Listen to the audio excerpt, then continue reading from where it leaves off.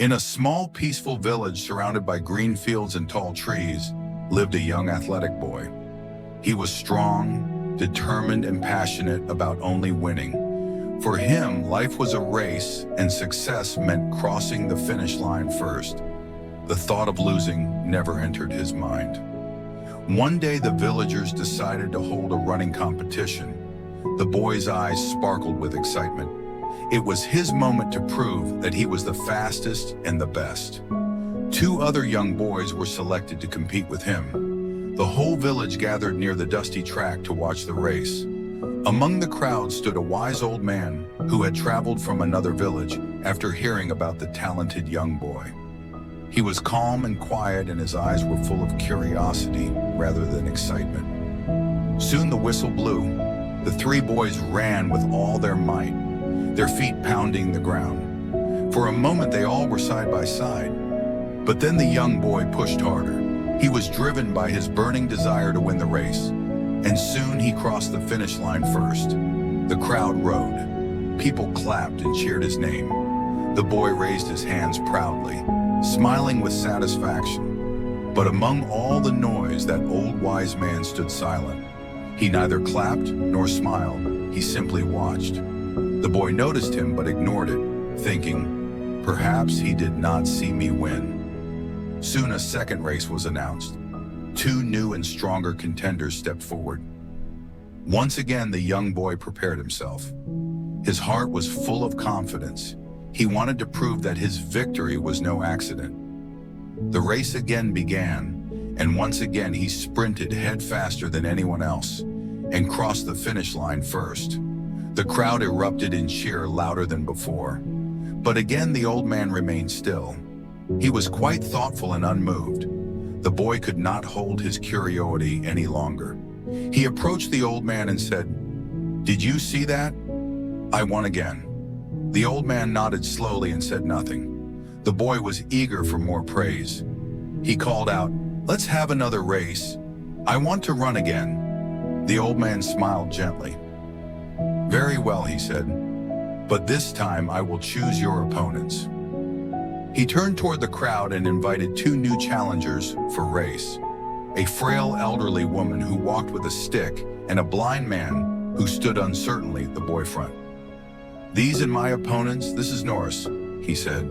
"They can't even stand properly. How will they run?" The old man ignored him and simply signaled to start the race.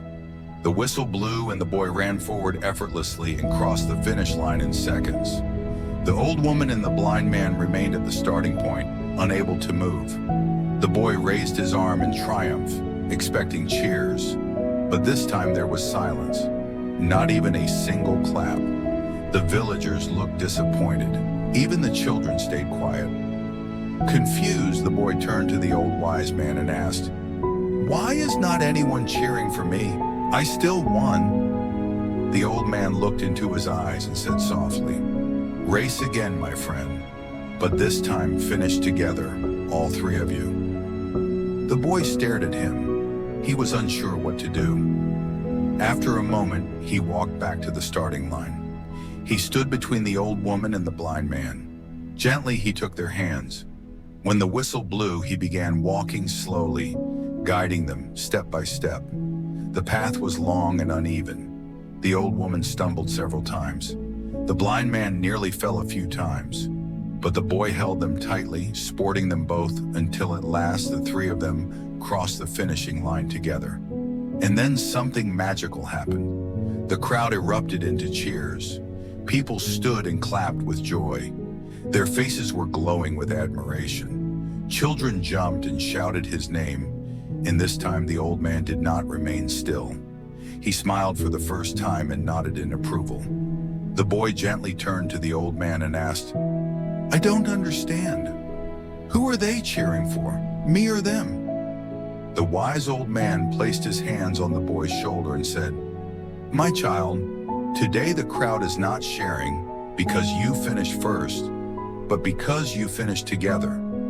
When you ran alone, you won the race. But when you helped others complete the race, you won people's hearts. In life, if you run only for yourself, then one day you will find yourself running alone. But when you help others move forward, you will never walk without meaning and never finish life empty. The boy stood silent, his pride replaced by humility.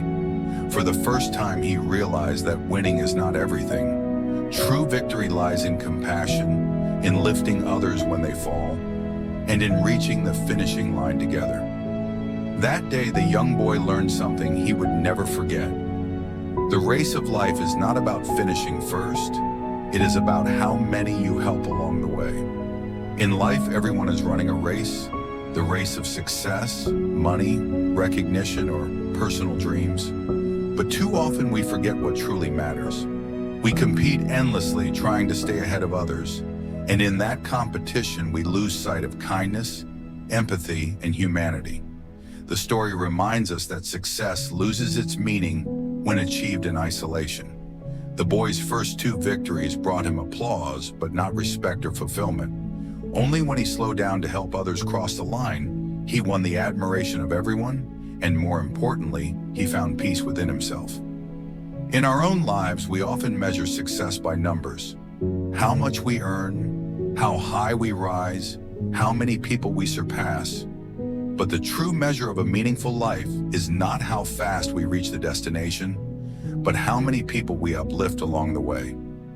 When you share your strength with the weak, when you share your knowledge with the ignorant, and when you give your time to those in need, you win something far greater than a victory, and that victory stays forever. Remember, life is not a race to finish first. It is a journey to finish well.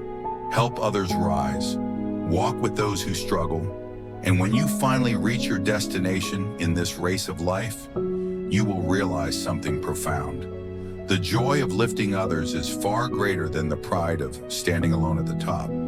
Because in the end, true success is not about how far ahead you go, but how many hearts you touch along the way. To see